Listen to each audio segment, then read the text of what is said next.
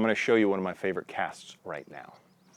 If you've had any casting instruction, if you've read a book on fly casting or watched a video, you've probably heard of this cast. It's commonly referred to as a roll cast. The problem with that is I believe that name, the roll cast, is telling you exactly what not to do. Let me give you an idea of what I mean. Now, we're just on lawn. A roll cast does require contact with the water. I'll explain that in just a bit. But here's my problem with the name roll cast. It's effectively telling you exactly what not to do. In other words, to roll the line forward. Now, I'll pause so you can see my pile of line out there. It's not pretty. I didn't extend my line, my leader's in a giant pile. In other words, that was a pretty poor cast. Now, most people fix the roll cast when it doesn't straighten out with a follow-up cast with 3 times the energy. They're still rolling it, they just do it harder. I got my bug a few more feet, but it's still a ridiculously poor cast. At Leland, we like to name things so that you can understand them faster. Let's not call it a roll cast, let's call it a water cast, and here's why.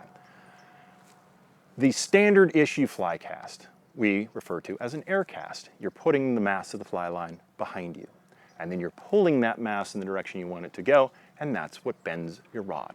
And bending your rod is how your fly rod amplifies and makes casting easier. The problem is, sometimes when we're fishing, there's no room behind us to put our line. So we can't air cast. Well, great. We're going to use water. Now, I want you to imagine with me that the green lawn is, in fact, water. Just plain old water. Something magical happens when fly line and leader touch the surface of the water. There's this neat little molecular grab. It's almost like Velcro. So now we can cheat physics a little bit. Since I can't put the line behind me to bend my rod and amplify my work, I can rely on that touch point on the water. Sometimes it's called an anchor. That's fine. But that grip on the surface of the water allows us then to direct the energy of the fly line forward, and it removes the stick on the water, and it puts our fly exactly where we want it, and we never have to put the line behind us. This is a brilliant fishing cast when your backcast room is limited. But we have to use our principles. And you probably already know at Leland, we only have 3 principles. Now, let's get the first one out of the way. It's a freebie. This is called the water cast. So some of your fly line and leader will be touching the water. But now we can use Leland's 3 principles.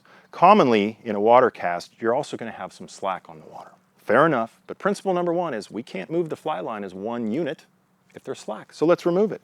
Watch. By simply elevating the fly rod, because it's pretty long, I've removed some of the slack. And part 2 is, now I can shift my rod back to the beginning of my V. If you don't know what the V is, watch some of our principled videos and you'll understand what I mean.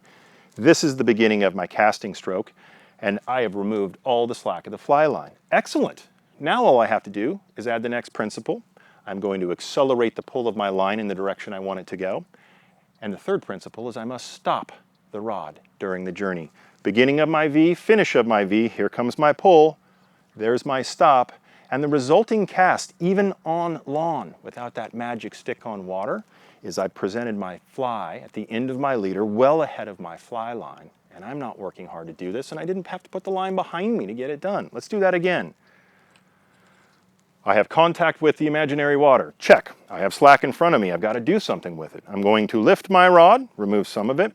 I'm going to sweep my rod back to the beginning of my V right here. Here's going to be the finish of my V. If I accelerate my pull to a stop, once again, I've presented my fly outward. So, don't make roll casts. You'll always finish low, you won't transfer your energy into your fly line, and you'll get frustrated. Do make water casts, and do follow the Leland principles, and you'll be making beautiful, beautiful, efficient water casts for the rest of your life with very limited backcast room. And now you can put the fly in the teacup in places where other anglers can't. And that's not only fun, that's a great way to earn fish, not just catch fish. Go practice the water cast.